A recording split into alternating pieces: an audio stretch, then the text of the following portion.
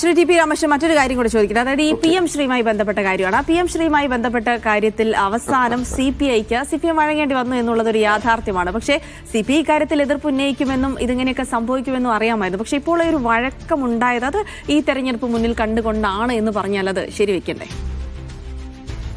ഒരു അത് നിങ്ങൾ ഈ മാധ്യമങ്ങൾ സൃഷ്ടിക്കുന്ന ചില പ്രശ്നങ്ങളാണ്.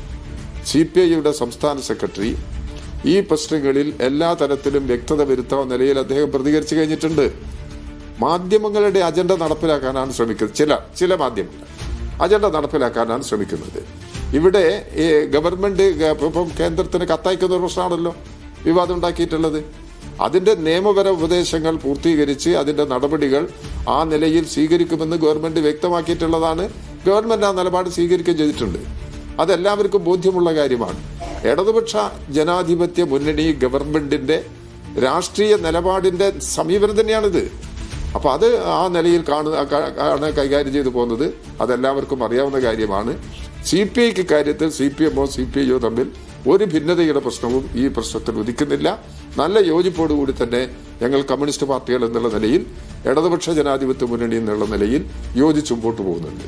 അതിന് ഈ തർക്കങ്ങളും വാദവിവാദങ്ങളും സൃഷ്ടിച്ച് അതിൽ അലോസരമുണ്ടാക്കാൻ ആര് ശ്രമിച്ചു കഴിഞ്ഞാലും അതിന് വഴങ്ങുന്ന നിലപാടല്ല പാർട്ടിയുടെ നേതൃത്വം സ്വീകരിക്കുന്നത് എന്നുള്ളത് ഇതിനകം തന്നെ വ്യക്തമാക്കിയിട്ടുണ്ട്. അല്ല, അതിനകത്തെ ഈ PM ശ്രീ വിഷയത്തിൽ കാര്യമായി മുന്നണിക്കകത്ത് CPIയും CPMും തമ്മിൽ തർക്കമുണ്ടായി. വിദ്യാഭ്യാസ മന്ത്രിക്കെതിരെ പരസ്യമായി തെരുവിലിറങ്ങി AISFും AYFും ഒക്കെ. അപ്പോ അത് വലിയ പരിക്കും മുറിവും ഉണ്ടാക്കിയിട്ടുണ്ട് CPMും CPIയും തമ്മിൽ. ആ മുറിവ് പൂർണ്ണമായും തദ്ദേശ തെരഞ്ഞെടുപ്പിന്റെ മുന്നോടിയായി ഉണക്കാൻ കഴിഞ്ഞിട്ടുണ്ടെന്ന ആത്മവിശ്വാസം കൺവീനർക്കുണ്ടോ? അല്ല, അതിലെന്താ ഈ രാഷ്ട്രീയ രംഗത്ത് പല പ്രശ്നങ്ങളും വിവാദങ്ങളും ഒക്കെ വരും. വിവിധ പാർട്ടികളുടെ ഒരു സംവിധാനമാണല്ലോ മുന്നണി. ഒരു പാർട്ടി അല്ലല്ലോ, വിവിധ പാർട്ടികളുണ്ട്. വിവിധ പാർട്ടികളുണ്ടാകുന്ന സമയത്ത് വിവിധ നിലപാടുകളും വരും. ആ നിലപാടുകളൊക്കെ വരുന്ന സമയത്ത് ഇടതുപക്ഷ ജനാധിപത്യ മുന്നണി ഉയർത്തിപ്പിടിക്കുന്ന പൊതു നിലപാടിന് വിധേയമായി പരിശോധിക്കുകയും തീരുമാനമുണ്ടാക്കുകയും ചെയ്യുക എന്നുള്ളതാണ് ഇത്തരം പ്രശ്നങ്ങളിലെല്ലാം ഞങ്ങൾ സാധാരണ സ്വീകരിച്ചു പോകുന്ന നിലപാട്. അത് ഇക്കാര്യത്തിലും സ്വീകരിച്ചിട്ടുണ്ട്. അത് ഒരു തരത്തിലും ഏതെങ്കിലും തരത്തിലുള്ള തർക്ക വിഷയമായി ഈ തെരഞ്ഞെടുപ്പിനെ ബാധിക്കുന്നതല്ല എന്ന് തന്നെയാണ് ഇടതുപക്ഷ ജനാധിപത്യ മുന്നണി വ്യക്തമാക്കുന്നത്. ഇതിലിപ്പോ സമീപകാലത്തൊന്നും നമ്മൾ അങ്ങനെ CPMന്റെ ഒരു വിദ്യാഭ്യാസ മന്ത്രിക്കെതിരെ CPIയുടെ യുവജന സംഘടനകൾ പരസ്യമായി തെരുവിലിറങ്ങുന്നത് കണ്ടിട്ടില്ലല്ലോ. അപ്പോ താഴെത്തട്ടിൽ ഈ മുറിവുകൾ താഴെത്തട്ടിൽ പൂർണ്ണമായി ഉണക്കാൻ കഴിഞ്ഞു എന്ന് തന്നെയാണ് വിശ്വസിക്കുന്നത്, അല്ലേ? അത് നിങ്ങൾ ആഗ്രഹിക്കുന്നതാണത്, നിങ്ങൾ സൃഷ്ടിക്കുന്നതാണത്. അതിനോടെല്ലാമുള്ള നിലപാട് CPI നേതൃത്വവും എല്ലാവരും വ്യക്തമാക്കിയിട്ടുണ്ട്. അതിന് നിലനിർത്തേണ്ട അത് റീഓപ്പൺ ചെയ്യേണ്ട ഒരു പ്രശ്നം ഉദിക്കുന്നില്ല. ഈ തെരഞ്ഞെടുപ്പിനെ അതൊരു വിഷയമാക്കിയിട്ട് പ്രശ്നങ്ങൾ സൃഷ്ടിക്കാൻ കഴിയുമെന്നുള്ളത് നിങ്ങളുടെ ഒരു ശ്രമം മാത്രമാണ്. അതിന്റെ കൂടെ CPIയോ CPMോ ഇടതുപക്ഷ ജനാധിപത്യ മുന്നണിയോ ഇല്ല. ഇടതുപക്ഷ ജനാധിപത്യ മുന്നണി ശരിയായ നിലപാടെടുത്തുകൊണ്ട് തന്നെ ഇത്തരം പ്രശ്നങ്ങളിൽ മുന്നോട്ട് പോകുന്നുണ്ട്. ഗവൺമെന്റ് എടുക്കുന്ന സമീപനങ്ങൾ തീർച്ചയായിട്ടും അതിന് പൂർണ്ണ പിന്തുണ നൽകിക്കൊണ്ടുള്ള നിലപാടാണ് ഇടതുപക്ഷ ജനാധിപത്യം. ഇപ്പോൾ വിദ്യാഭ്യാസ മന്ത്രിയുടെ ഏറ്റവും ഒടുവിലത്തെ പ്രതികരണം അങ്ങ് കണ്ടു കാണും. ബിനോയ് വിശ്വത്തെ തള്ളുന്ന രീതിയിലുള്ള പ്രതികരണം കൂടി വന്നിട്ടുണ്ട്. അദ്ദേഹം പറയുന്നത് PM ശ്രീ പദ്ധതിയിൽ നിന്ന് പിന്മാറിയത് ആരുടെയും വിജയമോ പരാജയമോ അല്ല. ബിനോയ് വിശ്വത്തിന്റെ പ്രതികരണത്തിൽ പറയുന്നത് പോലെ വിലയിരുത്താൻ കഴിയില്ല. LDFന് നയമുണ്ട്. ഇടതുപക്ഷ ആശയങ്ങളിൽ നിന്ന് ആരൊക്കെ പിന്നാക്കം പോയെന്ന് ഇപ്പോൾ പോസ്റ്റ്മോർട്ടം ചെയ്യാനില്ല. എന്ന് വെച്ചാൽ ആ മുറിവ് പൂർണ്ണമായി മുടങ്ങിയിട്ടില്ല എന്ന് കരുതണോ നമ്മൾ? ശിവൻകുട്ടി വിദ്യാഭ്യാസ മന്ത്രി ആര് പറഞ്ഞ കാര്യം നിങ്ങൾ പറയുന്നത്? മന്ത്രി ശിവൻകുട്ടി പറഞ്ഞതാണ്. വിദ്യാഭ്യാസ മന്ത്രി ആ കാര്യങ്ങൾ അദ്ദേഹത്തിന്റെ നിലപാട് ആദ്യം പറഞ്ഞ കാര്യമല്ലേ. ഇപ്പൊ അത് സംബന്ധിച്ചുള്ള ഒരു വിവാദവും നിൽക്കുന്നില്ല. ഗവൺമെന്റ് ഒരു തീരുമാനം എടുത്തിട്ടുണ്ട്.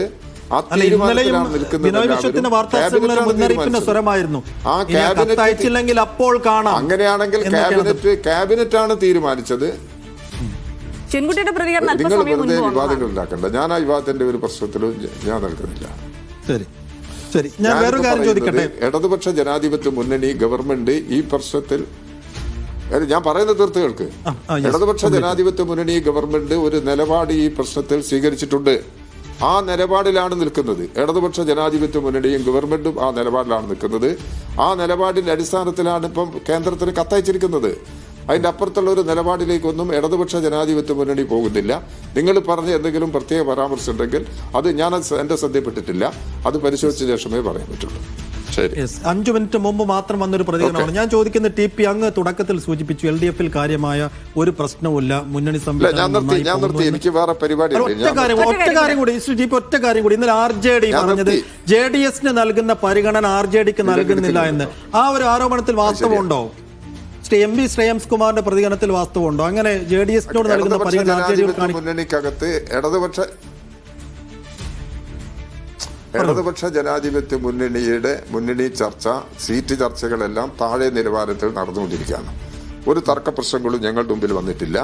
അപ്പൊ അതുകൊണ്ട് അതെല്ലാം താഴെ നിലവാരത്തിലുള്ള ചില്ലറ അഭിപ്രായമുള്ള പ്രശ്നങ്ങളുണ്ടെങ്കിൽ അതെല്ലാം താഴെ നിലവാരത്തിൽ തന്നെ ചർച്ച. താഴെ ഞാൻ പറയുന്നത് ഓരോ സ്ഥാപനാടിസ്ഥാനത്തിൽ പരിശോധിച്ച് ആവശ്യമായ നിലപാടുകൾ സ്വീകരിക്കുന്നുണ്ട്.